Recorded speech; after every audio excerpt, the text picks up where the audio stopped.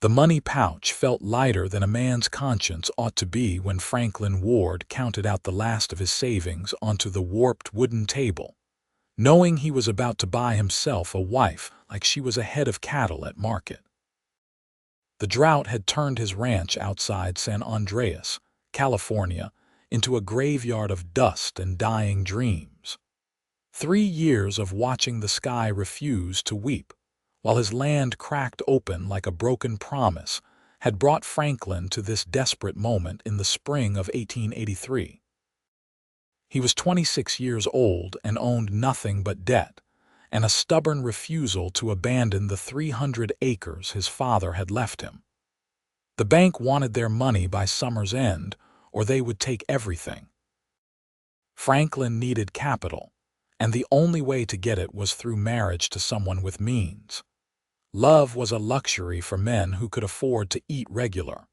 The matrimonial agency in Sacramento had seemed like a practical solution when his neighbor mentioned it. Franklin had written an honest letter explaining his situation, offering marriage in exchange for financial assistance. He had not expected a response, but one came within 3 weeks. The woman's name was Natalie Owens, and her letter was brief and businesslike. She had money from a deceased aunt's inheritance.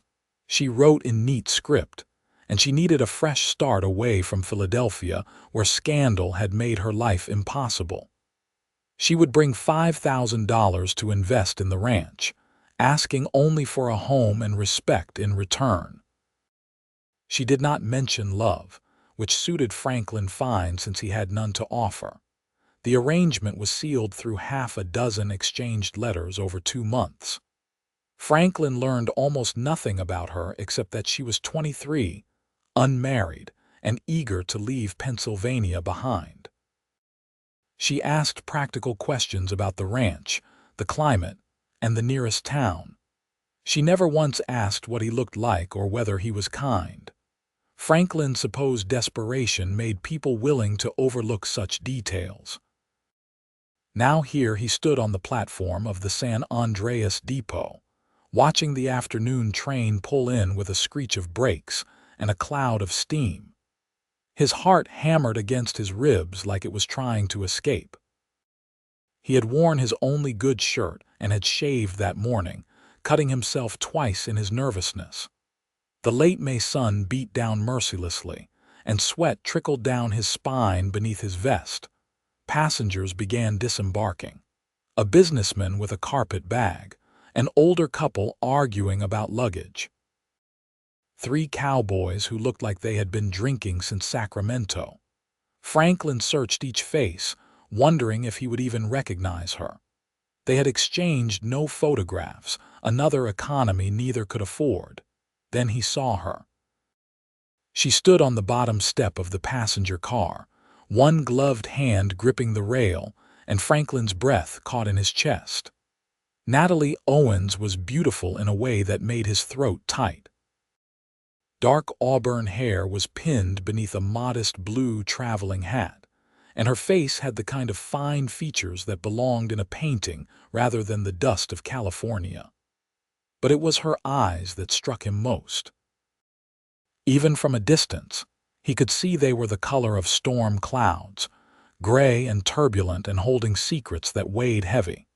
She wore a dark blue traveling dress that had seen better days, the hem dusty and the sleeves slightly frayed. In her arms, pressed against her chest like something precious, she carried a bundle wrapped in a worn quilt. The bundle was roughly the size of a flour sack, and she held it with a fierceness that made Franklin curious. He stepped forward, removing his hat. His voice came out rougher than he intended. "Miss Owens." She turned those gray eyes on him, and he watched her take his measure in a single sweeping glance. Whatever she thought of what she saw, her face betrayed nothing. "Mr. Ward." "Yes, madam, I am Franklin Ward. Welcome to San Andreas." The words felt stiff and formal, like he was greeting the bank manager rather than the woman he would marry. Natalie descended the final step, still clutching her mysterious bundle. Up close, Franklin could see the exhaustion etched into her face, the dark circles beneath her eyes, the way her shoulders sagged despite her upright posture. This was a woman who had traveled far on more than just a train. "I appreciate you meeting me," she said. Her voice was cultured, educated with the crisp consonants of the East Coast. It made Franklin acutely aware of his own rough grammar and simple vocabulary. "You got other luggage?" He glanced past her at the train. "One trunk. The porter is bringing it." They stood in awkward silence while the porter hauled a battered trunk onto the platform. Franklin paid him a nickel and hefted the trunk onto his shoulder, grunting at the weight. Whatever else Natalie had brought, it was not much. The trunk could not have held more than a few dresses and necessities. "My wagon is just there." Franklin nodded toward the street where his flatbed waited, hitched to his two remaining horses, Dusty and Belle. They were thin like everything else on his ranch, but still strong enough to make the 10-mile journey to his property. Natalie followed him, her bundle still pressed against her chest. Franklin loaded the trunk onto the wagon bed and then turned to help her up onto the bench seat. She hesitated before taking his offered hand, and when their fingers touched through her glove, she flinched almost imperceptibly. Once she was settled, Franklin climbed up beside her and took the reins. The bundle remained in her lap, and now that they sat closer, he could swear he heard something from within it. A small sound barely audible over the street noise, almost like a whimper or a sigh. "What is that you are carrying?" Franklin asked as he guided the horses onto the dusty Main Street. Natalie's arms tightened around the bundle. "Something precious to me. I will explain everything once we reach your ranch." The way she said it made it clear the subject was closed for now. Franklin respected that, though his curiosity gnawed at him. They rode in silence through town, past the general store, the saloon, the small white church, and the handful of other buildings that made up San Andreas. It was not much of a town, especially compared to what she must have known in Philadelphia, and Franklin felt a flush of embarrassment at its roughness. The road leading out to his ranch was little more than a dirt track, cutting through brown grass and scattered oak trees. The drought had killed everything green, leaving the landscape looking skeletal and defeated. Franklin watched Natalie's face as she took in the barren scenery, waiting for disappointment or regret to show. Instead, she just looked tired. "It must have been green once," she said quietly. 3 years back, it was the prettiest valley in this part of California," Franklin replied. "Grass up to a horse's belly, creek running year-round. My father used to run 200 head of cattle and never worried about water or feed. What happened? Sky forgot how to rain. Lost most of the herd the first year. Sold off what remained except for 12 breeding cows and a bull I am hoping can rebuild things if the rains ever come back.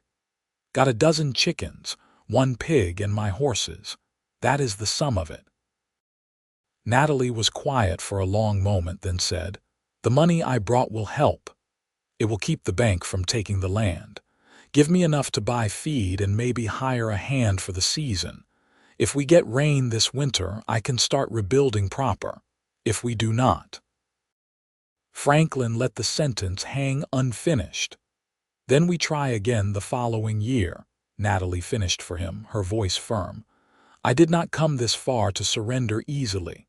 Franklin glanced at her, surprised by the steel in her tone. She stared straight ahead at the dusty road, her chin lifted with determination. And for the first time, he felt a flicker of hope that maybe this arrangement would work after all. The bundle in her lap shifted slightly, and again Franklin heard that small sound, more distinct now. It was definitely organic, alive, and suddenly his stomach tightened with suspicion. Before he could ask again, Natalie spoke. "Mr. Ward, I need to tell you something important before we reach your home. something I should have included in my letters but was afraid to mention. Franklin's hands tightened on the reins. Here it came, whatever scandal had driven her west. He braced himself for the revelation. "Go ahead." Natalie drew a deep breath and carefully pulled back a corner of the quilt. Nestled in the fabric, wrapped in soft cotton, was a baby. The infant could not have been more than a few months old, with a cap of dark hair and skin the color of honey. The child was sleeping, its tiny mouth making sucking motions as it dreamed. Franklin's mind went blank for a moment, then filled with a rushing confusion. "That is a baby. Her name is Sarah. She is 4 months old." Natalie's voice shook slightly. "She is why I had to leave Philadelphia, why I agreed to marry a stranger and come to California." "Is she yours?" The question came out harsher than Franklin intended. "No, but she is my responsibility now." Natalie carefully covered the baby again, protecting her from the sun and dust. "My older sister Rose died bringing her into the world. The father was a man who worked in my brother's shipping office. When Rose told him she was carrying his child, he denied everything and disappeared. Rose died 3 days after Sarah was born, and our family wanted to place the baby in an orphanage. They said Rose had shamed us enough without raising a constant reminder of her sin. I could not let that happen. Rose loved this baby even though it cost her everything. Someone had to protect Sarah." Franklin absorbed this information while the wagon creaked along the rutted road. A child. Natalie had brought a child to this arrangement, a complication he had never anticipated. His mind raced through the implications. Another mouth to feed, diapers to wash, sleepless nights, the constant care an infant required. He already struggled to provide for himself. "You deceived me," he said finally, keeping his voice level. "You should have told me in your letters. Would you have agreed to marry me if I had?" Natalie's question was blunt and honest. Franklin considered lying, then decided they might as well have honesty between them if nothing else. "No, probably not. That is why I did not tell you. I am sorry for the deception, Mr. Ward, but I was desperate. Sarah needed a home, a future, somewhere far from Philadelphia and the shame that would have followed her all her life. I thought perhaps in California we could simply say she was mine, that I was a widow, and no one would question it." Natalie turned to look at him, and he saw tears gathering in those gray eyes though none fell. "If this changes everything, I understand. You can take me back to the depot. I still have enough money to go somewhere else, try something else. But please, before you decide, know that I will work harder than any wife you could have found. I will cook, clean, tend your animals, work your land, anything you need. I am not afraid of hard work or sacrifice. I just need a place where Sarah can grow up safe and loved." The wagon crested a small rise, and Franklin's ranch came into view in the valley below. The house was small, just 4 rooms built of wood that had weathered to gray. The barn leaned slightly to one side, needing repairs he could not afford. The corral fence had gaps he had patched with rope. The whole place looked as desperate and worn as he felt, but it was still standing, still his, still home. Franklin thought about his father, who had built this place with his own hands after coming west in the gold rush. His father had always said a man's worth was not measured in his bank account, but in what he was willing to protect. Could Franklin turn away a woman and a helpless child just because they complicated his life? Was he that kind of man? He pulled the wagon to a stop in front of the house and set the brake. For a long moment, he just sat there, staring at his worn-out ranch and thinking about the choice in front of him. Finally, he spoke. "My mother died when I was 8. Fever took her in 3 days.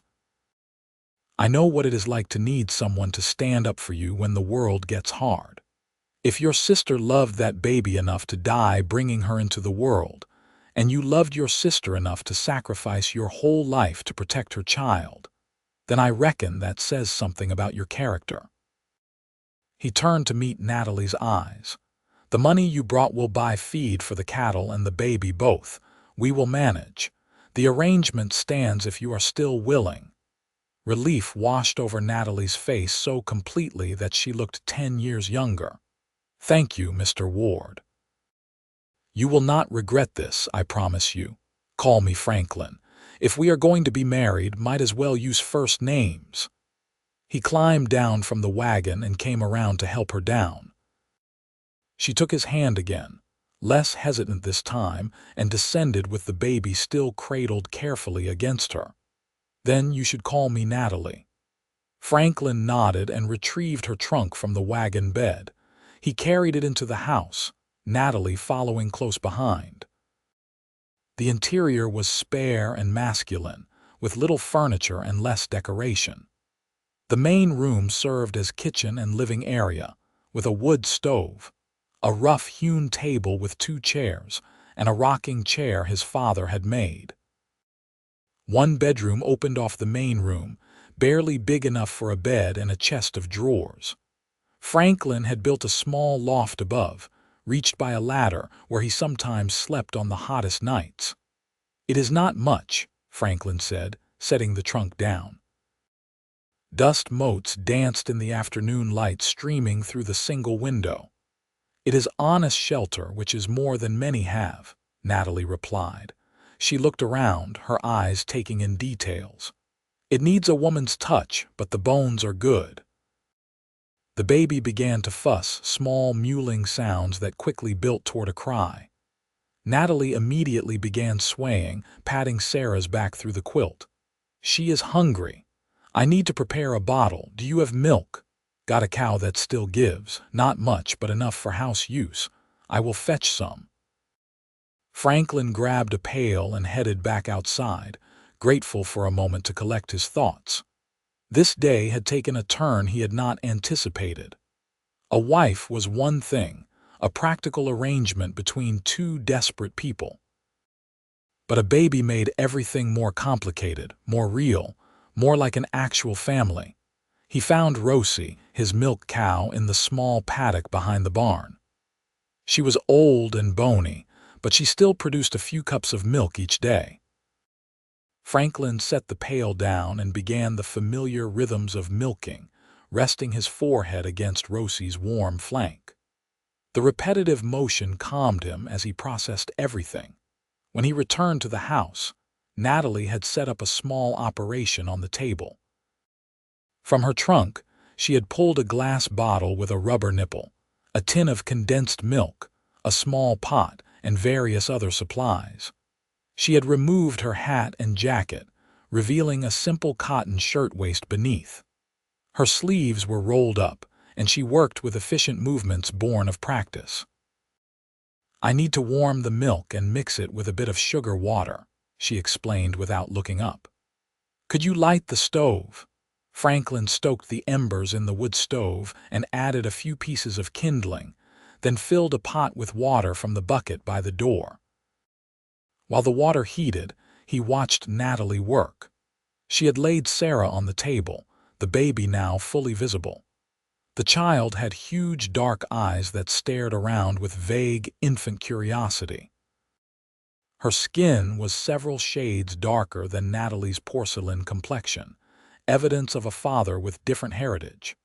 Franklin understood now why Natalie's family had been so eager to hide the baby away. People could be cruel about such things, especially in polite Eastern society. "She is a pretty baby," Franklin said, surprising himself with the observation. Natalie's hand stilled for a moment, then continued preparing the bottle. "She looks like Rose. My sister was beautiful. She had the kindest heart of anyone I have ever known. She fell in love too easily, trusted too quickly, but she loved that baby fiercely from the moment she knew Sarah existed. She held her once before she died and made me promise to protect her. It was the last thing she said." Franklin heard the grief in Natalie's voice, raw and recent. 4 months since the baby's birth meant 4 months since her sister's death. Natalie's mourning was fresh, the wound still bleeding. He wanted to say something comforting but had no words adequate for such loss. Instead, he said, "I will build a cradle, got some lumber in the barn. Nothing fancy, but it will be safe and solid." Natalie looked up at him then, and her eyes shone with unshed tears. "That would be kind of you." They worked in companionable silence after that. Natalie prepared the bottle while Franklin set about making dinner with what meager supplies he had. Beans, salt pork, and cornbread made up the meal, simple food that sat heavy in the belly. While they worked, Natalie fed Sarah, who sucked greedily at the bottle while making small, satisfied sounds. "How long have you been caring for her?" Franklin asked as he stirred the beans. "Since Rose died." 4 months of learning everything wrong and gradually figuring out how to do it right. My mother helped at first, showing me how to change diapers and prepare bottles. But once she and father decided Sarah had to go to the orphanage, I knew I had to leave. I took some of my inheritance money and bought a train ticket west. I figured if I could get far enough away, start fresh somewhere no one knew our story, Sarah could have a normal life. That was brave, leaving everything you knew, traveling across the country with an infant, marrying a stranger. Franklin plated up the simple meal and carried it to the table. Natalie settled Sarah back in her quilted nest and sat down across from Franklin. "It was necessary. I would do anything for this child. She is all I have left of Rose." They ate in silence for a while. Franklin noticed that Natalie ate with careful manners, cutting her cornbread into small pieces and chewing thoroughly, but she cleaned her plate completely. She was hungry, he realized, perhaps had been for some time. The money she brought was probably most of what she had, which meant she had been traveling and living cheap. After dinner, Natalie insisted on washing the dishes despite Franklin's protests that she had been traveling all day. He left her to it and went to the barn, where he found some decent pine boards he had been saving. Working by lantern light, he measured and cut pieces for a simple cradle, letting the familiar work of building occupy his hands while his mind wandered. He was married now, or would be soon. They had not discussed when the ceremony would take place, but it needed to be soon for propriety's sake. The circuit preacher came through San Andreas every few weeks. Franklin tried to remember when Reverend Matthews was due back through town, maybe another week or two. When he returned to the house carrying the partially assembled cradle, he found Natalie had not only washed the dishes but had swept the floor and tidied the main room. She had also discovered the pitiful state of his larder, if her expression was anything to judge by.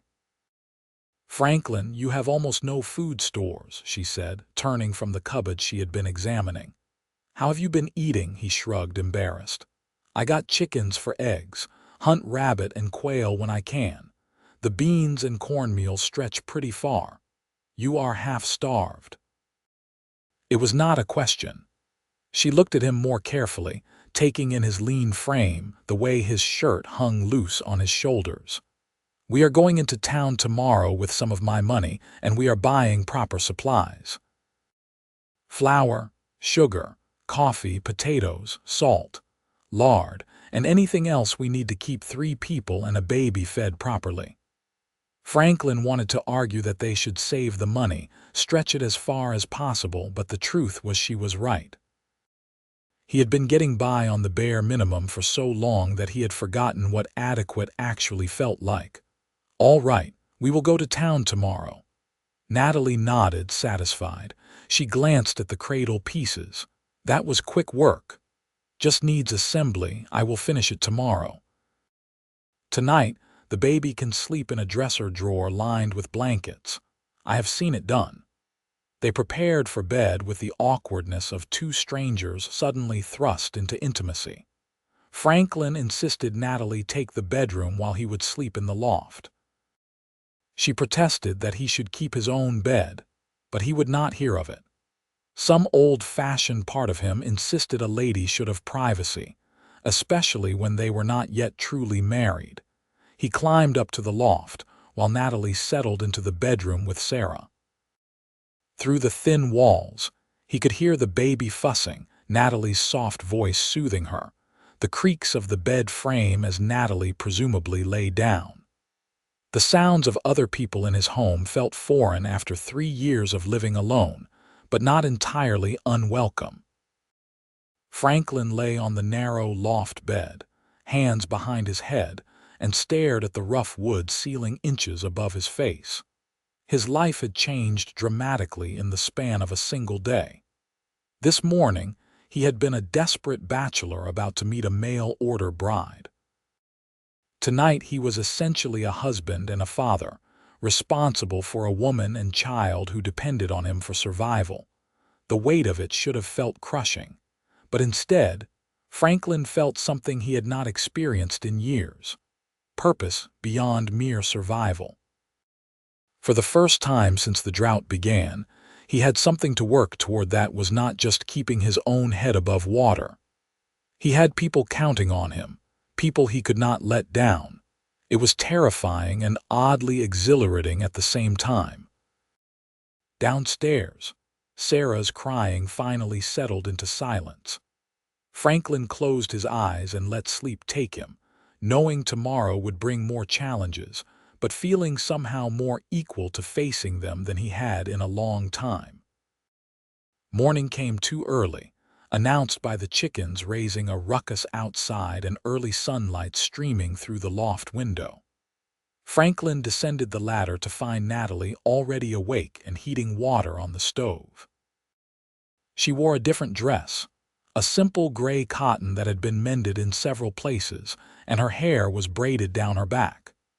Sarah was awake too, lying in the makeshift dresser drawer bed, waving her tiny fists at nothing in particular.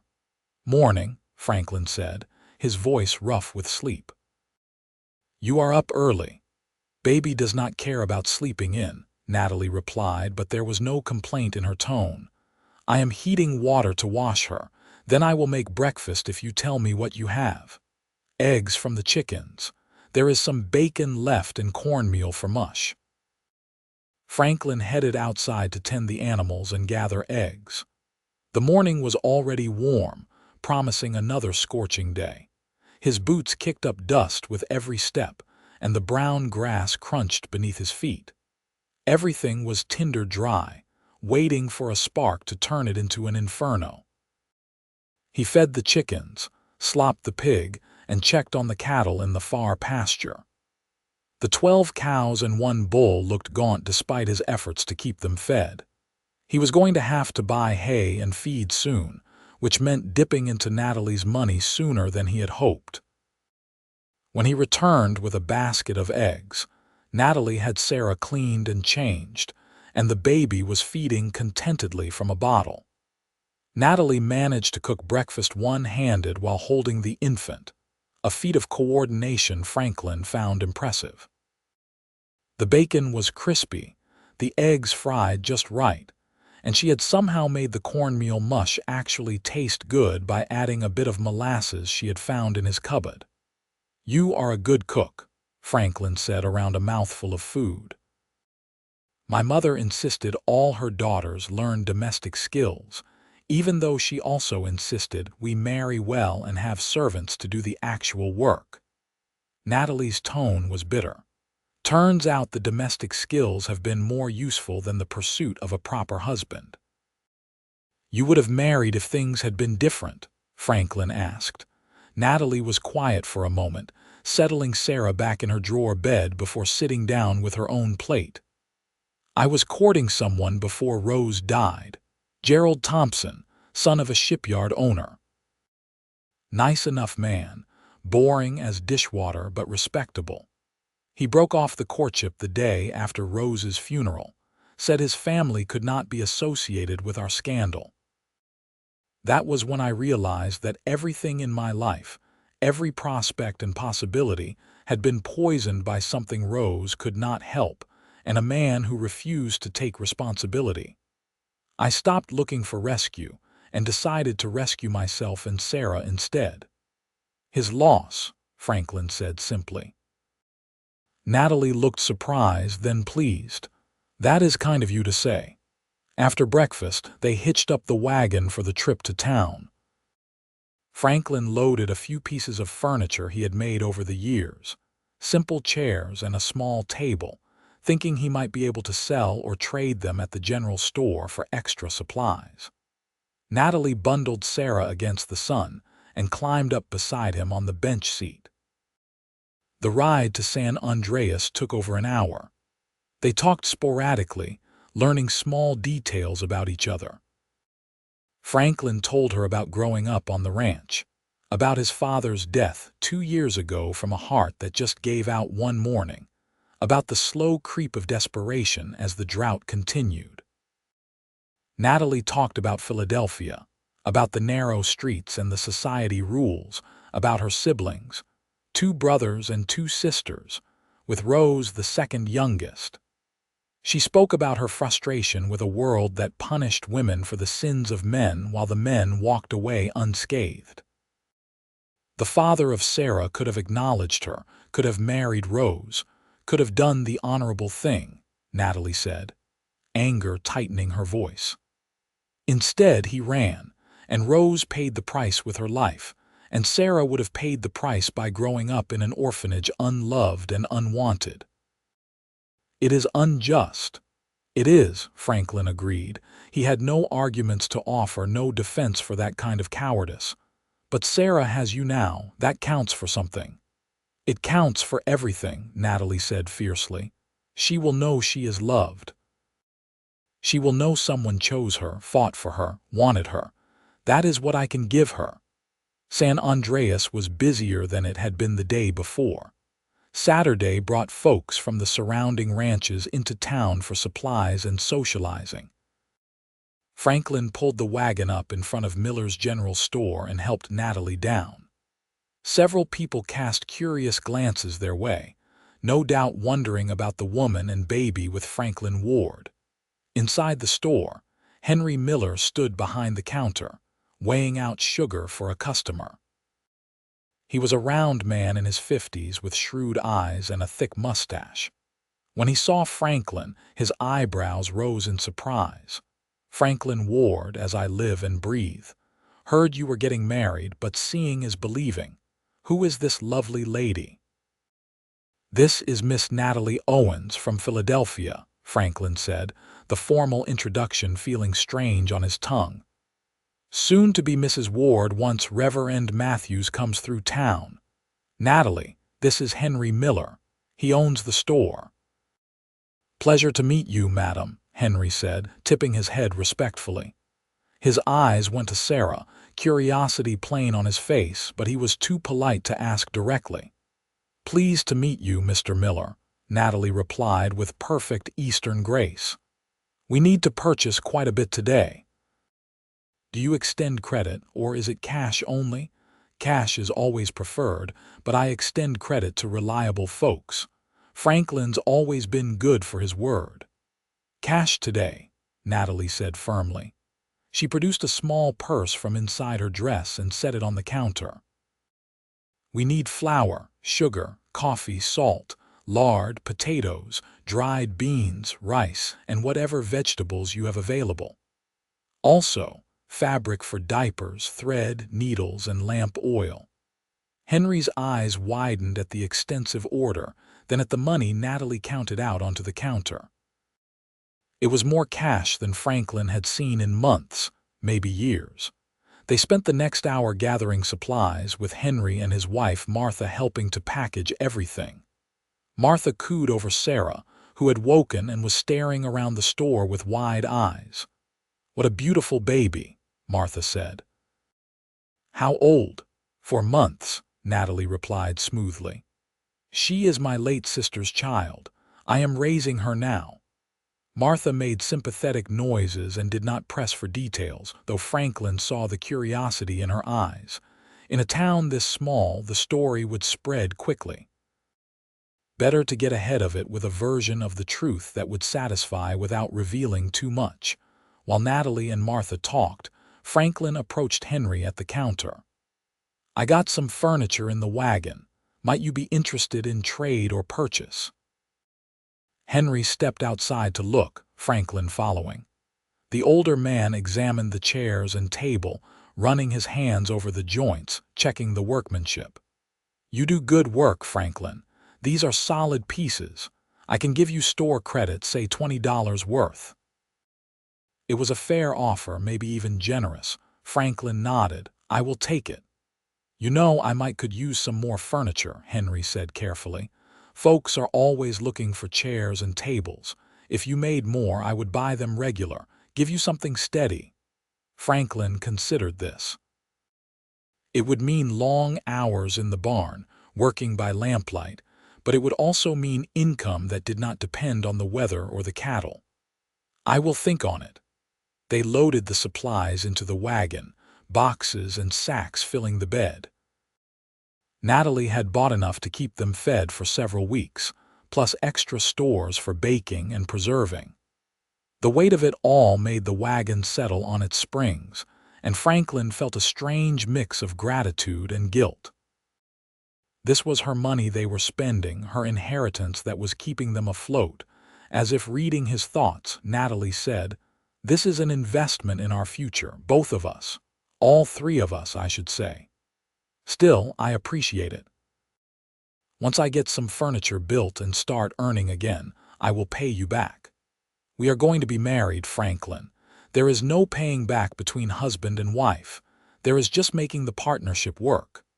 She adjusted Sarah in her arms, the baby now dozing against her shoulder. "Besides, you are giving Sarah and me a home and a future. That is worth far more than money."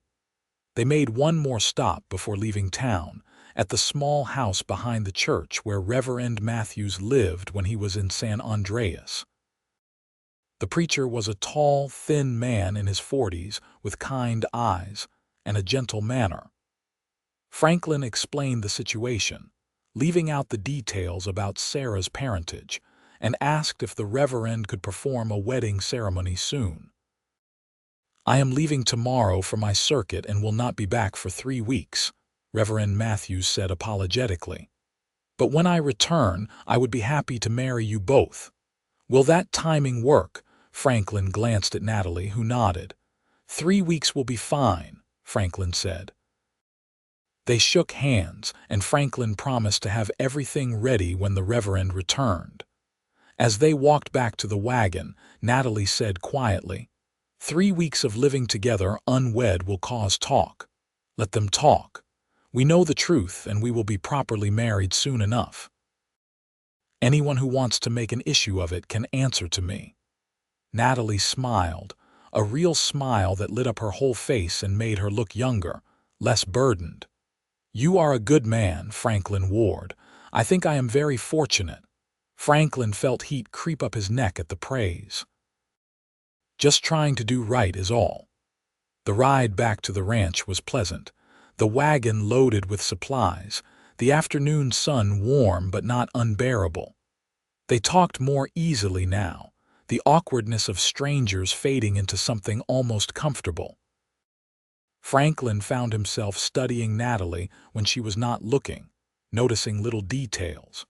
The way she held Sarah with unconscious tenderness. The calluses on her hands that spoke of work done despite her refined upbringing. The way she looked at his land, not with disappointment but with assessment, already planning improvements. Back at the ranch, they spent the rest of the afternoon unloading supplies and organizing the house. Natalie took charge of the kitchen, arranging things to her satisfaction while Franklin finished building the cradle. By evening, the house felt more lived in than it had in years. The smell of baking bread filled the air, real bread from real flour, and Franklin's stomach growled in anticipation. Dinner that night was a feast compared to what Franklin had been eating. Natalie made fried chicken from one of the older hens, mashed potatoes, green beans from a tin, and fresh bread with butter. Franklin ate until he was actually full, a sensation he had almost forgotten. After dinner, while Natalie put Sarah to bed in the new cradle, Franklin sat in his father's rocking chair and watched the sun set through the window. The sky turned orange and pink, beautiful despite the drought, and he felt a strange contentment settle over him. His life was still hard, the challenges still daunting, but somehow they felt more manageable with Natalie here. She emerged from the bedroom and began washing dishes, and Franklin rose to help her despite her protests. They worked side by side, and Franklin was acutely aware of her presence beside him, the subtle scent of lavender that clung to her hair, the efficient movements of her hands in the wash water. "Thank you for today," Natalie said softly. "For taking us to town, for introducing me properly, for not being ashamed of Sarah and me." "Nothing to be ashamed of," Franklin replied. "You are doing something brave and selfless. That is admirable, not shameful." Natalie set down the dish she was washing and turned to look at him fully. In the lamplight, her gray eyes were soft, vulnerable in a way they had not been before. "I did not expect you to be so understanding. Most men would have been angry about the deception, about the baby. They would have sent me away." "Maybe I am not most men." "No," she agreed. "I do not think you are."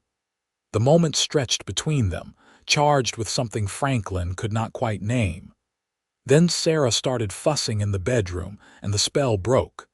Natalie went to tend the baby, and Franklin finished the dishes alone, his mind turning over the conversation. He climbed to the loft that night feeling like his world had shifted somehow. In just 2 days, his entire life had changed. He had a wife, or near enough. He had a baby in his house. He had food in his cupboards and hope in his heart.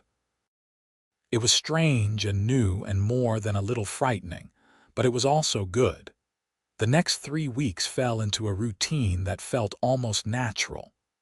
Franklin rose early to tend the animals and work on building furniture for Henry's store. Natalie ran the household with quiet efficiency, cooking, cleaning, caring for Sarah, and even helping with some of the outdoor chores when the baby was sleeping.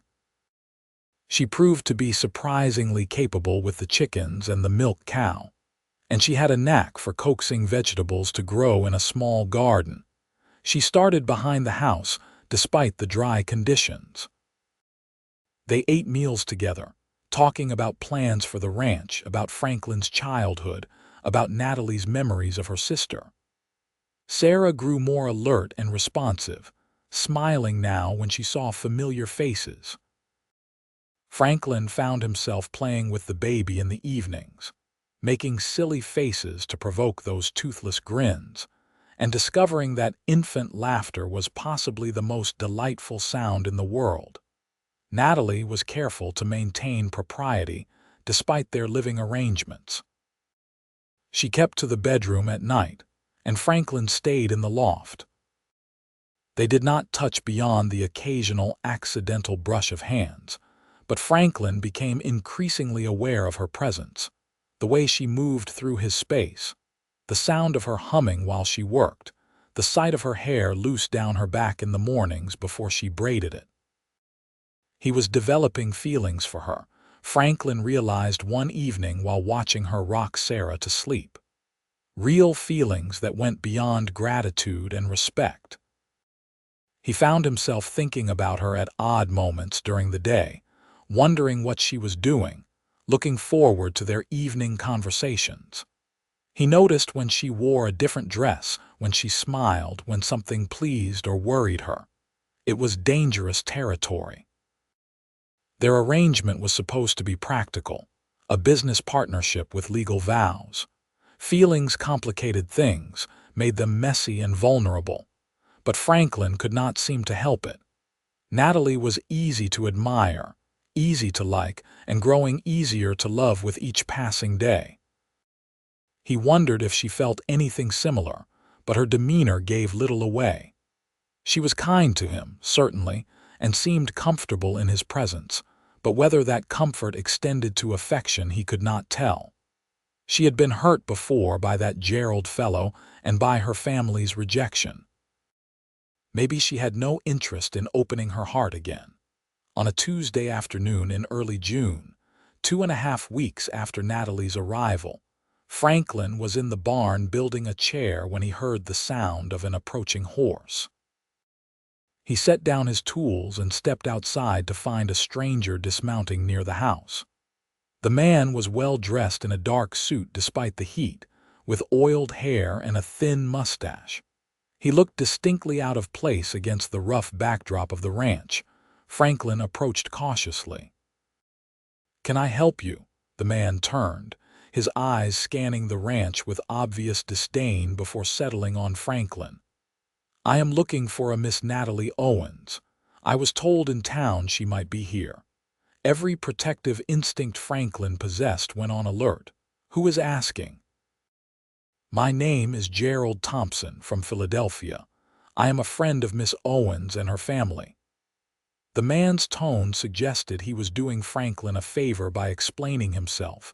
Gerald Thompson, the man who had abandoned Natalie after her sister died. Franklin felt his jaw tighten with instant dislike. "What is your business with Miss Owens?" Before Gerald could answer, the door to the house opened and Natalie stepped out, Sarah in her arms. She froze when she saw their visitor, her face going pale. "Gerald, what are you doing here?"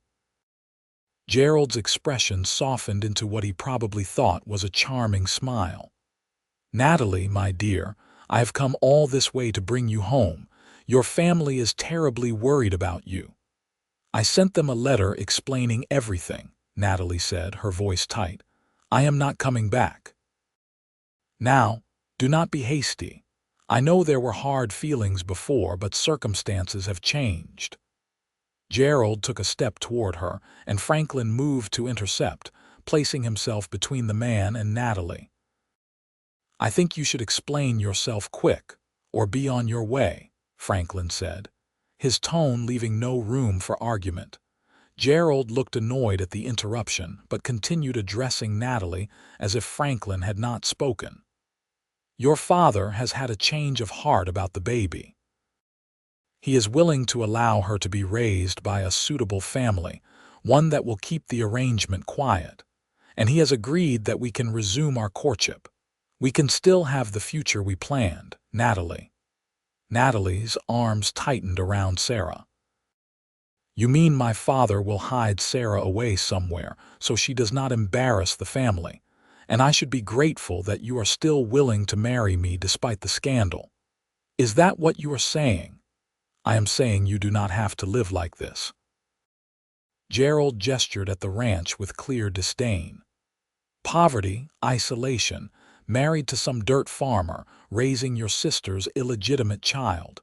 You can come home, have a proper life, marry into a good family.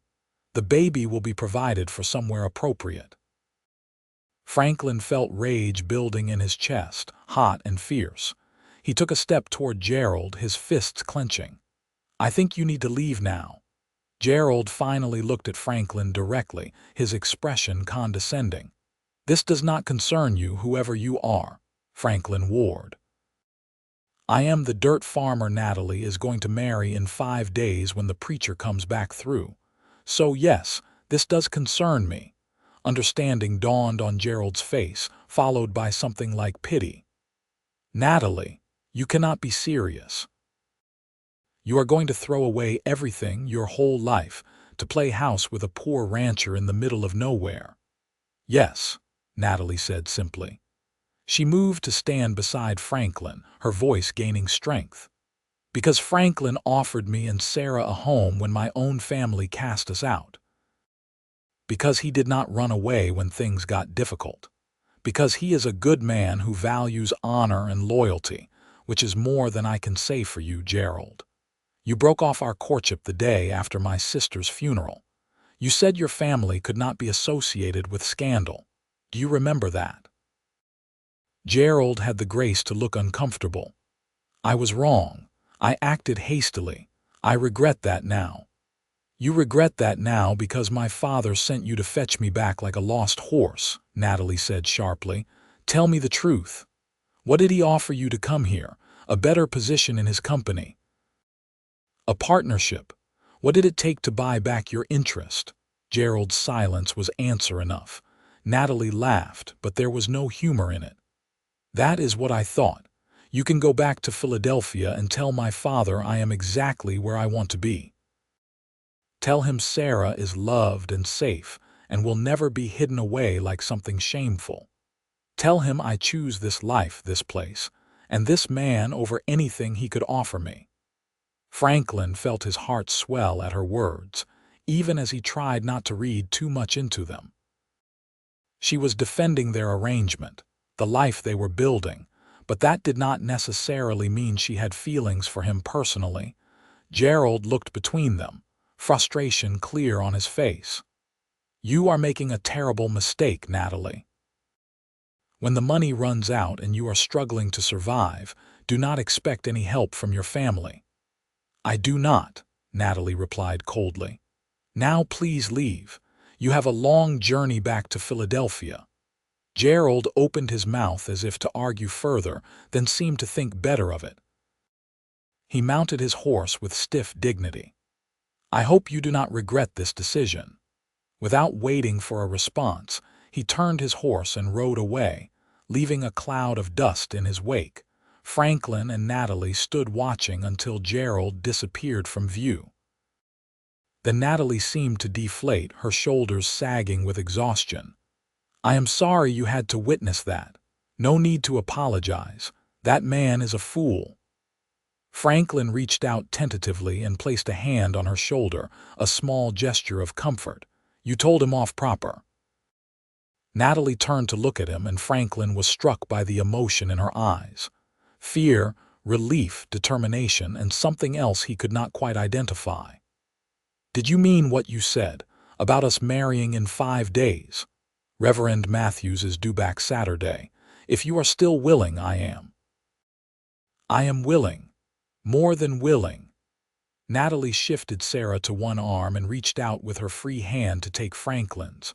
Her fingers were warm and soft despite the calluses, and they trembled slightly. Franklin, I want you to know something. When I agreed to come here, it was out of desperation and practicality. But these past weeks, getting to know you, seeing how you live and work and treat people, I have come to respect you deeply. I am grateful for this arrangement, yes, but I am also genuinely happy to be here. Franklin's heart pounded against his ribs. I am happy you are here too. Happier than I expected to be, truth be told. This place feels like a home again with you and Sarah in it. They stood there in the dusty yard, hands clasped, the baby between them, and Franklin felt something settle into place. This was his family now. Unconventional, stitched together from necessity and chance, but his nonetheless, and he would protect it with everything he had. That evening, Natalie was quieter than usual, her mind clearly on Gerald's visit. After Sarah was put to bed, she sat in the rocking chair while Franklin cleaned up from dinner. Finally, she spoke. I need to tell you everything. About Philadelphia, about Rose, about why I really left. You deserve to know the whole truth before we marry. Franklin dried his hands and sat down at the table. All right, I am listening. Natalie took a deep breath and began. Rose was 2 years younger than me, and she was everything I was not. Beautiful, vivacious, trusting. She believed in love and romance and happy endings. When she met Samuel Jones at one of my brother's business dinners, she fell hard and fast. He was handsome and charming and said all the right things. He courted her properly for months, always chaperoned, always respectful. My parents liked him despite his working-class background because he was ambitious and intelligent. She paused, gathering her thoughts. Then Rose discovered she was pregnant. She told Samuel privately, expecting him to ask for her hand immediately. Instead, he claimed the child could not possibly be his, that Rose must have been with other men. He denied everything and disappeared. Quit his job, left Philadelphia entirely. Rose was devastated. She confessed everything to our parents, hoping for support, but my father was furious. He called her a whore and said she had brought shame on the family. Franklin felt his hands clench into fists at the cruelty of it, but he remained silent, letting Natalie continue. My mother tried to convince Rose to go away quietly, have the baby in secret, and give it up for adoption. But Rose refused. She said she loved her baby already and would not give it away. That is when my father threatened to disown her, said if she kept the child, she would be dead to the family. Natalie's voice cracked. Rose was so scared, so lost. I told her I would help her, that we would figure something out together. But the pregnancy was difficult. The midwife said Rose's hips were too narrow. When her time came, the labor lasted 2 days. She was so exhausted, in so much pain. Sarah was finally born, but Rose was bleeding too much. The midwife could not stop it. Rose held Sarah once, long enough to make me promise I would keep her safe, and then she was gone. Tears streamed down Natalie's face now, and Franklin moved without thinking, kneeling beside the rocking chair and taking her hand in his. My father refused to attend the funeral, said Rose had made her choice. My mother came but would not look at Sarah. After the burial, my parents told me the baby had to go to the foundling hospital. They said it was for the best, that Sarah would be adopted by someone suitable. But I knew that was a lie. Mixed-race babies do not get adopted by suitable families. They grow up in institutions or on the streets. I could not let that happen to Rose's daughter. She gripped Franklin's hand tightly. So I took some of my inheritance money that was held in my own name, packed what I could carry, and left in the middle of the night with Sarah. I had seen the advertisement for the matrimonial agency, and it seemed like the answer. I wrote to several men, but you were the only one who responded. You offered honesty and a straightforward arrangement, and that was more than I could have hoped for. I am sorry I deceived you about Sarah, but I was terrified you would refuse if you knew. I understand why you did it, Franklin said gently. You were protecting Sarah. That takes courage. Gerald showing up today, it reminded me that my past could still find me. My family could still try to take Sarah away. I need to know that if they try, if they send lawyers or use their influence, that you will stand with us, that you will not let them take her. Natalie's eyes searched his face desperately. I know I have no right to ask for more than what we agreed, but I am asking anyway. Please, Franklin, help me keep her safe. Franklin brought her hand to his lips and kissed her knuckles gently, a gesture of promise and protection. Natalie, once we are married, Sarah will legally be my daughter as much as yours. The law will recognize her as mine. Your family will have no claim on her. And even if they tried, even if they brought every lawyer in Philadelphia, I would fight them. I would not let them take her. You have my word on that. Relief washed over Natalie's face so completely that she sobbed once, a broken sound of pure emotion. Then she slid from the chair onto her knees beside Franklin and wrapped her arms around him, burying her face against his shoulder. Franklin held her while she cried, feeling her shake with the force of releasing months of fear and grief and stress. It is all right, he murmured, one hand stroking her back awkwardly, wanting to comfort but unsure how. You are safe here, both of you, I promise. They stayed like that for a long time, kneeling on the floor in the lamplight, holding each other while Natalie cried out all the pain she had been carrying. Franklin felt the dampness of her tears soaking through his shirt, felt the warmth of her body pressed against his, and something fundamental shifted inside him. This was not just an arrangement anymore. This was not just helping a woman in need. This was love, real and fierce and terrifying, and Franklin knew with complete certainty that he would do anything, sacrifice anything to protect Natalie and Sarah. When Natalie finally pulled back, her eyes were red and swollen but calmer. "Thank you," she whispered, "for everything. For being the kind of man who stands by his word. For accepting us despite everything. For being patient and kind." Franklin cupped her face gently, his rough hands cradling her delicate features. "Natalie, I need to tell you something, and I hope it does not scare you off. These past weeks, living with you, getting to know you, seeing how you care for Sarah and work to make this place a home, I have come to care for you, not just as a partner or a friend, but as more than that. I know our arrangement was not supposed to be about feelings, and if you do not feel the same, I will understand. But I wanted you to know before we marry that for me, this is becoming real. You are becoming important to me in a way I did not expect." Natalie's eyes widened, and for a moment Franklin feared he had said too much, pushed too hard. Then she smiled, watery but genuine. "Franklin Ward, you are possibly the most wonderful man I have ever met, and yes, I feel it too. These feelings between us, they are real for me as well. I did not expect it, certainly did not plan for it, but somewhere between fighting with chickens and watching you build furniture and seeing you make silly faces at Sarah, I fell for you, completely and thoroughly." Franklin felt like his heart might burst. "Truly, truly." Natalie leaned forward and kissed him, soft and sweet and perfect. Her lips were warm and tasted of salt from her tears, and Franklin felt like he was drowning in the best possible way.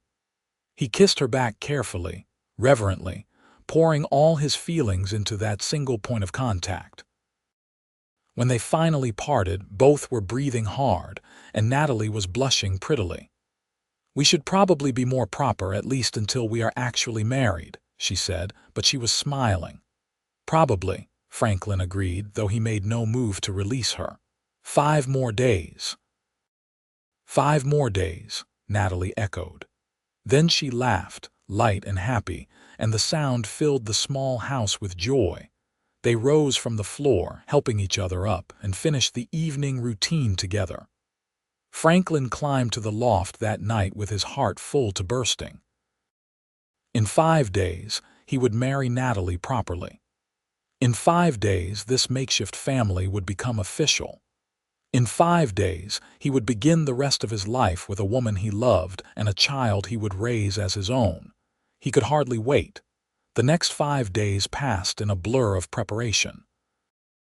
Natalie sewed herself a new dress from fabric she had bought in town, pale blue cotton that brought out her eyes. Franklin scrubbed the house from top to bottom and made arrangements with Henry Miller to host a small reception at the store after the ceremony. Several neighbors, once they learned of the upcoming wedding, stopped by with small gifts. A quilt from Mrs. Patterson, who lived 5 miles north, a set of preserves from the widow Thompson, advice on marriage from old Tom Brady, who had been married 40 years. The people of San Andreas were good folks, Franklin reflected. They might gossip about his sudden marriage and the baby, but they did not judge harshly. Times were hard for everyone, and they understood doing what was necessary to survive. On Friday evening, the day before the wedding, Franklin and Natalie sat on the porch watching the sunset while Sarah dozed in Natalie's arms. The baby had grown noticeably in 3 weeks, her face fuller, her limbs chubby with health. Good food and love were working their magic. "Are you nervous?" Franklin asked, reaching over to take Natalie's free hand. "A little," she admitted. "Not about marrying you, I am certain about that, but about everything it means. About truly starting this new life, closing the door on Philadelphia and my old family permanently. Do you regret leaving?" Natalie considered the question seriously. "No, I regret that things happened the way they did. I wish Rose was still alive. I wish my family had been kinder, more understanding, but I do not regret the choices I made. This life, difficult as it is, feels more real and honest than anything I knew back east, And you, Franklin, you are worth more than all the society gentlemen in Philadelphia combined." Franklin felt heat creep up his neck at the praise. "I am just a simple rancher. You are a good man." "That is far from simple." Natalie leaned her head against his shoulder, and they sat in comfortable silence as the sky turned pink and gold. Saturday morning arrived clear and bright. Franklin woke before dawn, too excited and nervous to sleep. He dressed in his best clothes, a white shirt and dark pants that he had washed and pressed carefully. He shaved with a steady hand despite his nerves, and even trimmed his hair as best he could without a mirror. In the house below, he could hear Natalie moving around, talking softly to Sarah. He gave her privacy to prepare, staying in the loft until she called up that she was ready. When he descended the ladder and saw her, Franklin's breath caught. Natalie wore the blue dress she had made, her hair pinned up with small white flowers she must have picked from the wild roses that grew near the creek. She held Sarah, who wore a tiny white gown that Natalie had sewn from an old petticoat. Both looked beautiful, and Franklin felt overwhelmed with the knowledge that they were his family, his to love and protect. "You look beautiful," he managed to say, his voice rough with emotion. Natalie blushed prettily. "You clean up rather well yourself," Franklin warned. They loaded into the wagon, Franklin driving carefully to avoid jostling the baby. The 10-mile journey to San Andreas felt both too long and too short. Franklin's mind raced with everything that would change after today, all the ways his life was about to become different and better and more complicated. Reverend Matthews was waiting at the church, along with Henry and Martha Miller and a handful of other townsfolk who had come to witness the ceremony. The little church was simple but clean, with wooden pews and a cross on the wall. Sunlight streamed through the windows, illuminating dust motes that danced in the air. The ceremony itself was brief. Franklin and Natalie stood before the reverend. Sarah cradled between them and spoke their vows. Franklin's voice shook slightly as he promised to love and honor Natalie, to provide for her and protect her all his days. Natalie's voice was steady and clear as she made her own promises, her eyes locked on Franklin's face. When Reverend Matthews pronounced them husband and wife, Franklin kissed Natalie gently, mindful of the baby between them and the watching crowd. But even that chaste kiss sent warmth flooding through his body, a promise of deeper intimacy to come. The reception at Miller's store was simple but joyful. Martha had baked a cake, and several neighbors brought dishes to share.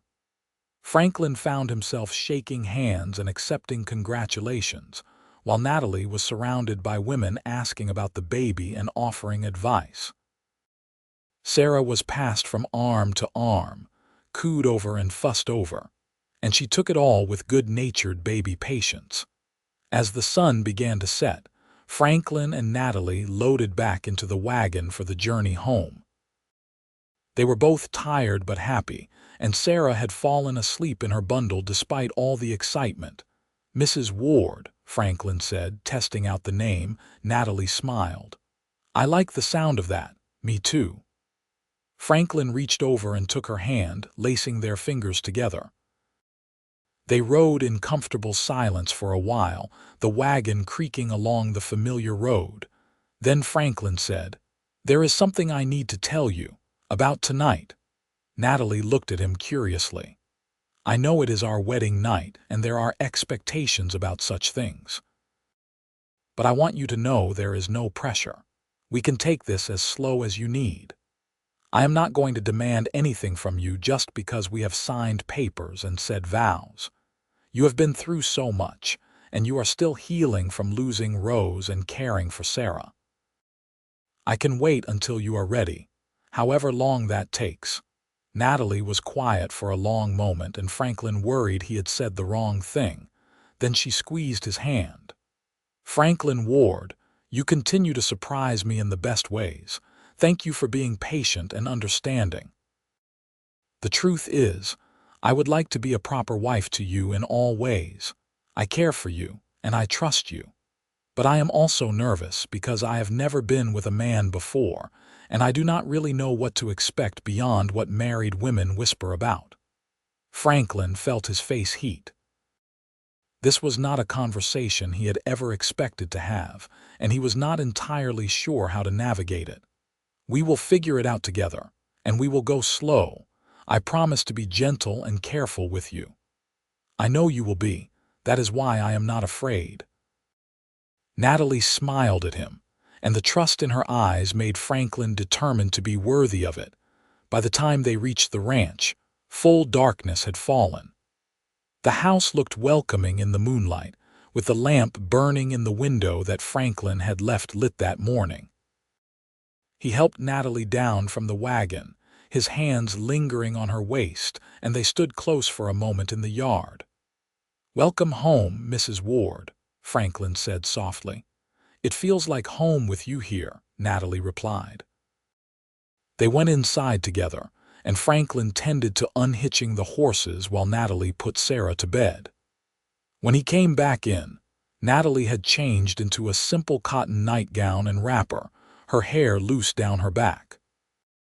She looked young and vulnerable in the lamplight, and Franklin felt a surge of protective love so strong it almost hurt. "I am going to change in the loft," he said. "Then, if you are agreeable, I would like to join you in the bedroom. As your husband." Natalie nodded, color rising in her cheeks. "I am agreeable." Franklin climbed to the loft with his heart pounding. He changed into clean trousers and a simple shirt, trying to calm his nerves. He had been with a woman before, exactly once, years ago, with a girl in town who had been as curious and inexperienced as he was. But this felt different, more important, weighted with meaning beyond simple physical release. This was his wife, the woman he loved, and he wanted everything to be right. When he descended the ladder, Natalie was waiting in the bedroom doorway. She looked nervous but determined, and Franklin crossed to her slowly, giving her time to change her mind if she wanted. Instead, she reached out and took his hand, pulling him into the bedroom. The room was lit by a single lamp, turned low. Sarah slept peacefully in her cradle in the corner. Franklin turned to Natalie, cupping her face gently. "Are you certain?" he asked one more time. "I am certain," Natalie replied. She rose on her toes and kissed him, less tentative than before, her hands coming up to rest on his chest. Franklin returned the kiss, deepening it gradually, learning the taste and feel of her mouth. His hands moved to her waist, then her back, pulling her closer. Natalie made a small sound of pleasure, her fingers clutching at his shirt. They moved to the bed together, Franklin helping Natalie sit and then kneeling before her. He removed her slippers carefully, then ran his hands up her calves, watching her face for any sign of discomfort. Natalie's breathing had quickened, but she looked more curious than afraid. "Tell me if you want me to stop," Franklin said. "At any point. I mean it, Natalie. Your comfort is more important than anything else." "I trust you," she whispered. Franklin continued slowly, reverently, treating Natalie like something precious and fragile. He removed her wrapper, then her nightgown, revealing skin that was pale and smooth in the lamplight. Natalie trembled slightly, but when he paused, she urged him on, helping him remove his own clothes with fumbling but eager hands. They came together with tenderness and care, Franklin keeping his promise to be gentle even when his own desire urged him to hurry. Natalie gasped initially at the discomfort, and Franklin stilled, whispering soothing words and kissing away the tears that gathered in her eyes. But gradually, the pain faded into something else, something warm and building, and Natalie began to move with him, finding a rhythm that felt natural and right. Afterward, they lay tangled together in the narrow bed, breathing hard, skin damp with sweat despite the evening coolness. Franklin held Natalie close, one hand stroking her hair, feeling more content than he could ever remember being. "Was it all right?" he asked quietly. "I did not hurt you too much." "It was more than all right," Natalie replied, her voice drowsy and satisfied. "It was wonderful. You were wonderful." Franklin kissed her forehead, then her nose, then her lips, gentle kisses of affection rather than passion. "I love you, Natalie Ward. I know I have not said it directly before, but I love you, completely." Natalie tilted her head back to look at him, her gray eyes soft and happy. "I love you too, Franklin. So very much." They fell asleep like that, wrapped around each other while Sarah dreamed peacefully in her cradle and the ranch settled into nighttime quiet around them. The months that followed were the happiest of Franklin's life, despite the continued hardships of the drought. With Natalie's investment, he was able to buy feed for the cattle and keep them alive through the brutal summer. He built furniture steadily for Henry's store, creating a reliable source of income that supplemented what little the ranch provided. Natalie proved to be an invaluable partner, managing the household with efficient skill and even helping with ranch work when Sarah was napping. The baby grew quickly, changing from a tiny infant into a chubby, bright-eyed little person with opinions about everything. She began to recognize Franklin's voice and face, lighting up with smiles when he came in from work. He found himself utterly besotted with her, this child who was not his by blood but was completely his in every way that mattered. He built her toys from scrap wood, spoke to her in a silly voice that made Natalie laugh, and walked the floor with her at night when she was fussy so Natalie could rest. "You are a natural father," Natalie told him one evening while watching him play with Sarah on a blanket on the floor. "I like being a father," Franklin replied, making Sarah giggle by tickling her belly gently. "I like having a family." Natalie smiled, and there was something secretive in her expression that made Franklin look up curiously. "What? I have been waiting for the right time to tell you something. I think now is right."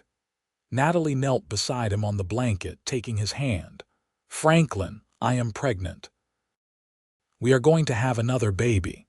Franklin's mind went blank for a moment, the words not quite processing. Then joy exploded through him like fireworks. "Truly, we are having a baby, truly.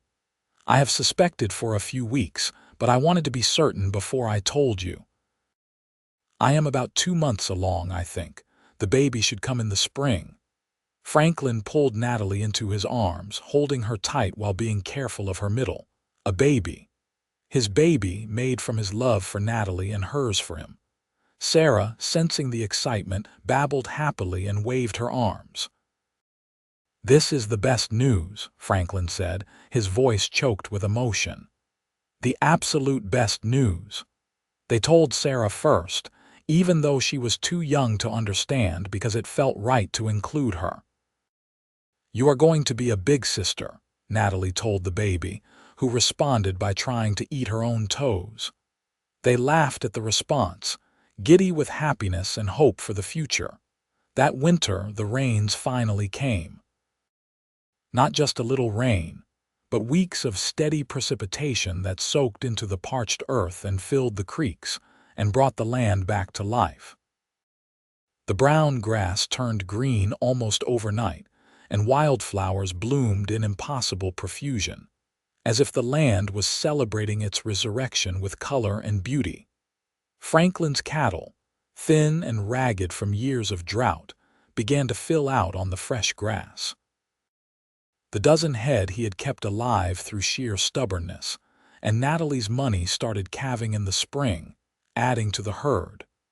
The garden Natalie had planted exploded with vegetables, more than they could eat or preserve. The land, given water and care, responded with abundance. On a warm April morning, while Sarah played on a blanket nearby and Franklin worked on repairing fence, Natalie went into labor. Franklin rode to town at breakneck speed to fetch the midwife, Mrs. Chen, who had delivered half the babies in San Andreas. He then spent the longest hours of his life pacing outside the bedroom door while Natalie labored, listening to her cries and feeling helpless to ease her pain. When Mrs. Chen finally emerged, she was smiling. "You have a son, Mr. Ward, healthy and loud. Your wife did beautifully." Franklin rushed into the bedroom to find Natalie propped up against pillows, exhausted but glowing, holding a tiny bundle wrapped in a blanket. The baby's face was red and scrunched, and he was indeed loud, wailing his displeasure at being born into the cold air. "Franklin, meet your son," Natalie said, her voice tired but happy. "I thought we could name him Thomas after your father." Franklin felt tears prick his eyes as he looked down at the tiny person, his son, his blood. "Thomas Franklin Ward. It is perfect." He sat carefully on the edge of the bed and touched the baby's impossibly small hand. Thomas immediately gripped his finger with surprising strength, and Franklin felt his heart expand to make room for this new love. Sarah, now almost a year old and toddling everywhere, was brought in to meet her baby brother. She looked confused by the small, noisy creature but patted his head gently when encouraged. "Baby," she said, one of her few words, and everyone laughed. The recovery period after Thomas's birth was busy and chaotic. Natalie healed well but was exhausted from caring for a newborn and a toddler. Franklin did everything he could to help, taking over household chores, caring for Sarah, changing diapers, and walking Thomas when he was fussy. They worked as a team, trading off duties, supporting each other through the sleepless nights and demanding days. But even through the exhaustion, Franklin had never been happier. His house was full of life and love and noise. His land was recovering, his cattle thriving, his business building, furniture growing steadily. He had a wife he loved deeply and 2 children who filled his days with joy and purpose. One evening in late summer, after both children were finally asleep, Franklin and Natalie sat on the porch swing he had built, watching the sun set over the green valley. Natalie leaned against his shoulder, and Franklin had his arm around her, holding her close. "Do you ever think about Philadelphia?" Franklin asked. "About the life you left behind?"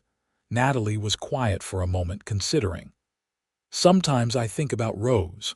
I wish she could see Sarah now, how bright and happy she is. I wish Rose could have watched her daughter grow up. But the life I left behind, the society and the rules and the coldness of it all, I do not miss that. This life is harder in many ways, but it is also fuller, richer, more real. I have no regrets, Franklin. This is where I belong with you and our children." "Our children," Franklin echoed, liking the sound of it. "Sarah is as much mine as Thomas is. I do not think of her any differently. I know. That is one of the things I love most about you. You have such a big heart." Natalie tilted her head up to kiss him softly. "Thank you for taking a chance on a stranger from a letter. Thank you for accepting Sarah and me when you had every reason to send us away. Thank you for being the man you are. Thank you for answering my letter. Thank you for bringing hope back into my life when I thought I had none left." Franklin tightened his arm around her. "I love you, Natalie Ward, more than I have words to say. I love you too." They sat in comfortable silence as darkness fell and the stars emerged one by one, filling the sky with light. From inside the house came the small sounds of their sleeping children, and Franklin felt a peace settle over him so complete it was almost spiritual. This was what he had been working toward his whole life, even when he did not know it. Not just survival, not just keeping his father's land, but creating a home filled with love and laughter and hope. The years that followed brought their share of challenges and triumphs. A second son was born 2 years after Thomas, whom they named James. A daughter followed 2 years after that, Elizabeth. The house grew crowded and loud and chaotic, but it was also full of joy. Franklin built an addition onto the house, adding 2 more bedrooms and expanding the main room. The furniture business became so successful that he hired a helper, young Pete Martinez, who had a knack for woodworking. Sarah grew into a bright, curious child who looked more like her mother Rose with each passing year, according to Natalie. She attended the small school in San Andreas and made friends easily. Her mixed heritage noted, but not commented on harshly in the more tolerant atmosphere of California. She called Franklin Papa and never questioned that he was her father in every way that mattered. The ranch prospered as the rains continued year after year. Franklin's herd grew to over 100 head, and he was able to hire 2 ranch hands to help manage the increased workload. He paid off all his debts, even managing to save some money for the first time in years. Natalie's inheritance money, which she had used to save the ranch, had been repaid through the success she had helped create. Occasionally, letters arrived from Philadelphia. Natalie's mother wrote once a year, stiff, formal notes that conveyed news but no warmth. Her father never wrote at all. Natalie responded politely but briefly, maintaining the connection but not encouraging closeness. Her siblings were scattered, some married, some moved away, living their own lives in the East. The scandal of Rose and Sarah had faded with time and distance, becoming just another family story that was whispered about but no longer shocking. Natalie never regretted her choice to leave, to burn those bridges in favor of building something new in California. She thrived as a rancher's wife, as a mother, as Franklin's partner in every sense of the word.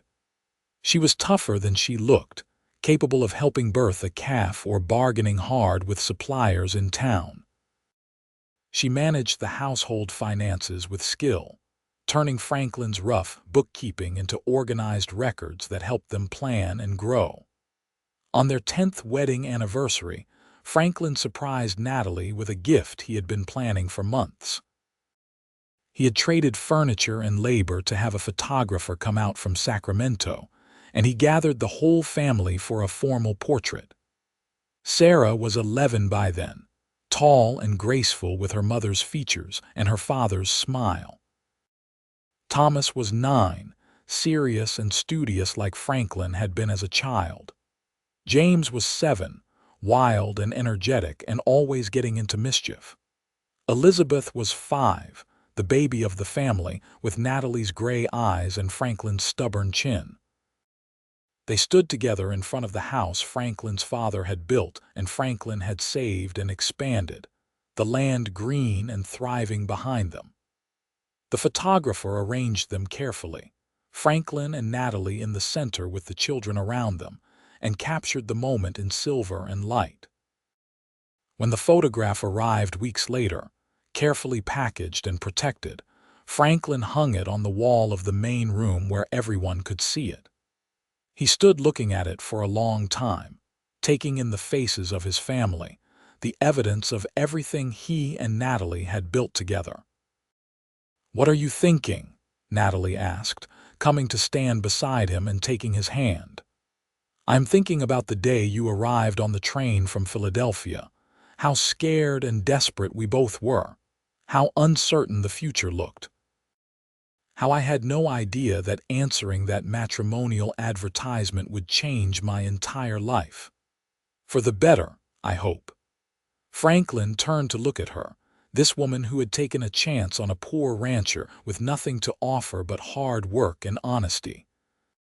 She had a few more lines on her face now, her hands were rougher from work. There was silver threading through her auburn hair. But to Franklin, she was more beautiful than the day he had first seen her on the depot platform. "For the infinitely better," he said, pulling her into his arms. "You and Sarah arriving here, it saved me. Not just the ranch, not just financially, but saved me as a person. You gave me a reason to keep fighting, a purpose beyond simple survival. You gave me love and family and a future worth building." I would go through all those hard years again if I knew they would lead me to you." Natalie's eyes filled with tears, but she was smiling. "That is possibly the most romantic thing you have ever said to me, and you have said quite a few romantic things over the years. I have had time to practice." Franklin kissed her gently, then more deeply, until Sarah called from the other room that dinner was ready, and could they please stop being mushy because it was embarrassing. They laughed and pulled apart, joining their children at the expanded table Franklin had built to accommodate the growing family. As they ate and talked and laughed together, Franklin looked around at the faces he loved and felt a contentment so deep it was almost overwhelming. This was what he had gambled on when he wrote that first letter to the matrimonial agency, the possibility of something better, even when better seemed impossibly far away. He had offered marriage for money, a cold transaction born of desperation. But what he had received was so much more than he could have imagined. He had received love, partnership, family, and a future bright with possibility. The mysterious bundle Natalie had carried that day, clutched so fiercely to her chest, had contained not just a baby but the seeds of everything Franklin's life would become. Sarah had been the catalyst that brought Natalie into his life, but she was also so much more than that. She was his daughter, his firstborn in his heart if not in his blood, the beginning of the family that had given his life meaning. As the evening wore on and the children were eventually put to bed, Franklin and Natalie returned to their porch swing, taking their usual spots pressed close together. The valley stretched out before them, peaceful and productive, the result of years of hard work and love. "No regrets?" Franklin asked, a question he had posed many times over the years, always wanting to be sure.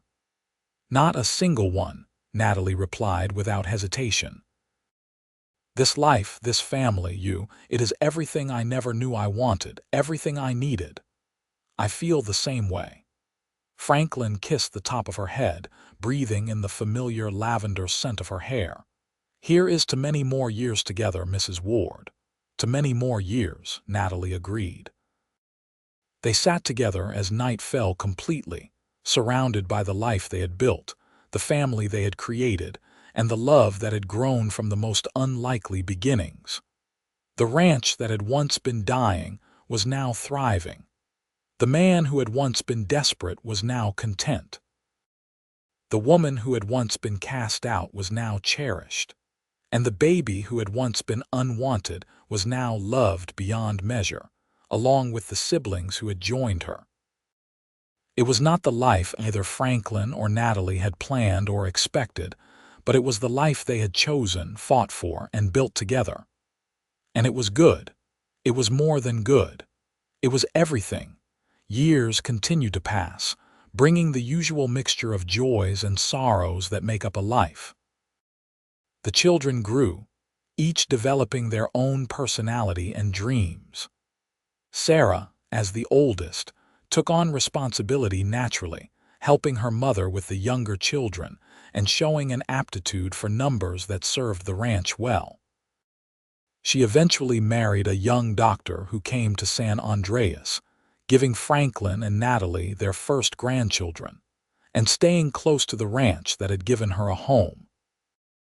Thomas followed in Franklin's footsteps, taking over more and more of the ranch operations as he grew into a capable young man. He loved the land as Franklin did, understanding the rhythms of seasons and cattle and the hard work required to make a ranch prosper. Franklin taught him everything he knew, passing down the knowledge his own father had taught him, creating a legacy that would continue beyond his own years. James, true to his energetic childhood, became a railroad man, traveling throughout California but always returning home for holidays and important occasions. His letters from distant places brought the world to the ranch, and his visits filled the house with energy and stories. Elizabeth, the baby, surprised everyone by showing an artistic talent that blossomed under encouragement. She drew and painted everything she saw, capturing the beauty of the valley in ways that made people look at familiar sights with new eyes. She eventually went to San Francisco to study art, though she always considered the ranch her true home. Through it all, Franklin and Natalie remained the center around which the family revolved. They aged together gracefully, supporting each other through the aches and pains and changes that time brings to all bodies. Their love, rather than fading with familiarity, deepened and matured into something solid and enduring. On the 40th anniversary of Natalie's arrival in San Andreas, the whole family gathered at the ranch for a celebration. Children and grandchildren filled the house to bursting, 3 generations of the family that had started with a desperate letter and a mysterious bundle on a train platform.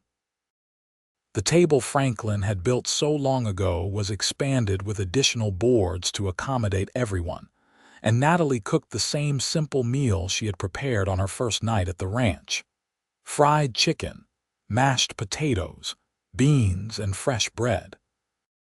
After dinner, as the family lingered around the table talking and laughing, Franklin rose and called for attention. "I want to say something," he began, his voice still strong despite his 66 years.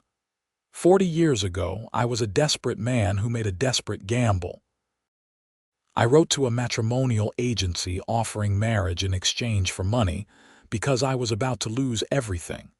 I expected a business arrangement, nothing more. I certainly never expected love." He looked down at Natalie, who sat beside him with tears already gathering in her eyes. "Then you arrived, carrying Sarah and all your courage and hope, and everything changed.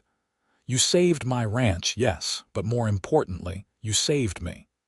You gave me a reason to keep fighting, a family to work for, and love beyond anything I deserved.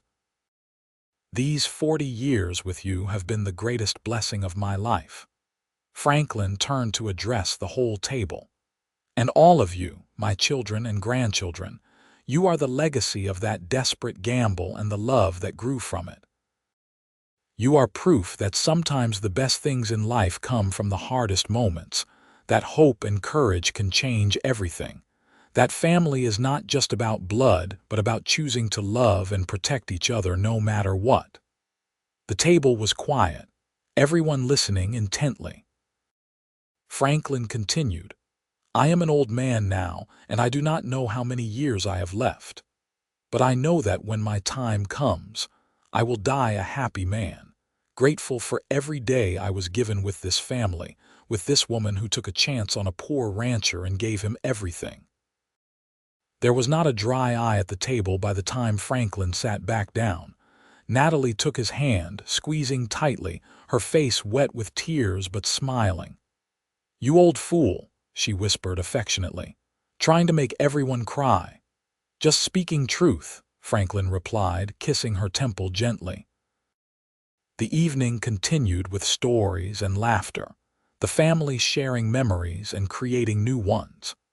Sarah told her younger siblings and her own children about the journey west, about arriving at the ranch and seeing it for the first time. Thomas shared stories about learning ranching from Franklin, the lessons both practical and philosophical. James entertained everyone with tales from his railroad adventures. Elizabeth showed sketches she had made of the family over the years, visual records of their life together. As the evening wound down and families began departing to their various homes or guest rooms, Franklin and Natalie found themselves alone on their porch swing once more. The valley was dark and quiet, the stars brilliant overhead, and the familiar sounds of the ranch surrounded them. "It has been a good life," Natalie said softly, leaning against Franklin's shoulder. "The best life," Franklin agreed. "No regrets." It was their old question, asked and answered countless times over 4 decades, but Natalie's answer never changed. Not a single one. "Would you do it again?" If you could go back to that day when you wrote to the matrimonial agency, knowing everything that would happen, would you do it the same way? Franklin did not have to think about his answer. Every single time. I would choose you every single time in every possible world. You are the best decision I ever made. They sat together in the darkness. Two people who had started as strangers brought together by necessity and desperation, who had built something beautiful and lasting through love and work and unwavering commitment to each other. The ranch that had nearly died was now thriving, passed to the next generation and the one after that. The baby that had arrived as a mysterious bundle was now a grown woman with her own family. The poor rancher and the desperate woman had become partners, lovers, best friends, and the foundation of a family tree that would continue long after they were gone. Franklin thought about that young man he had been, standing on the depot platform 40 years ago, scared and uncertain and hoping desperately that his gamble would pay off. If he could go back and tell that young man what was waiting for him, the love and family and joy that mysterious woman with her mysterious bundle would bring, he would hardly believe it. It seemed too good to be true, too perfect an ending for such a difficult beginning, but it was true. It had all been real and beautiful and more than worth every hardship they had faced. Franklin tightened his arm around Natalie, this woman who had changed everything, and felt a peace so complete it was almost transcendent. "I love you," he said simply, the same words he had spoken thousands of times but which never lost their meaning. "I love you too," Natalie replied, her voice warm with the depth of feeling that came from sharing a life, building a future, and choosing each other every single day for 40 years. They sat together as the night deepened around them, two souls intertwined by chance and choice, surrounded by the evidence of their love in the family sleeping within the house and scattered across California. The stars wheeled overhead in their ancient patterns, and the land breathed peacefully. And Franklin Ward knew that he was, without question, the luckiest man who had ever lived. The end came for Franklin peacefully on a warm summer evening, surrounded by his family as he wanted. He was 72 years old and had lived to see his grandchildren grown and even some great-grandchildren born. Natalie held his hand as he drifted away, and his last words were of love for her and gratitude for the life they had shared. Natalie lived another 5 years, remaining on the ranch with Thomas and his family. She spent her days helping with the grandchildren, tending her garden, and sitting on the porch swing where she and Franklin had spent so many evenings together. When she passed in her sleep at 78 years old, it was with a peaceful expression on her face, and everyone said she had gone to join her beloved Franklin. They were buried together on a hill overlooking the valley, under the oak tree where Franklin had proposed to her properly 6 months after their practical wedding, with a ring he had worked months to afford and words of love he had practiced in secret. Their headstone was simple but meaningful: Franklin Ward and Natalie Ward, together always. The ranch continued to thrive under Thomas's management and eventually passed to his children. Sarah's children grew up knowing the story of how their grandmother had arrived in California with a mysterious bundle, saving not just herself and baby Sarah, but also the man who would become the love of her life. The story was told and retold, becoming family legend, a reminder that sometimes the hardest moments lead to the greatest blessings, that courage and love can transform everything, that family is built not just through blood but through choice and commitment. The furniture Franklin had built with his own hands remained in the house for generations, each piece lovingly maintained and treasured. The photograph taken on their 10th anniversary hung on the wall, watching over new generations as they filled the house with life and love. The cradle he had built for Sarah, was used by every baby born into the family, a tangible link to the beginning of their story. And sometimes, when the evening light fell just right and the valley was quiet, people swore they could see two figures sitting together on the porch swing, close and content, watching over the land and family they had built together from nothing but hope and love and unwavering faith in each other. It was a good ending to a story that had started with such uncertain beginnings. A poor rancher had wed a stranger from a letter for money. She had arrived carrying a mysterious bundle. And from that desperate arrangement had grown a love story for the ages, a family that would span generations, and a legacy that would endure long after the last person who remembered them personally had passed away. It was proof, as Franklin had said in his anniversary speech, that the best things in life often come from the hardest moments, that courage can change everything, and that love, true love, can bloom in even the most unlikely circumstances and endure forever. The ranch still stands today, over a century later, green and thriving in the California Valley, a testament to the man and woman who saved it and each other through nothing more than determination, hard work, and a love that started as a practical arrangement and became the foundation of everything that followed. And that, perhaps, is the greatest legacy of all.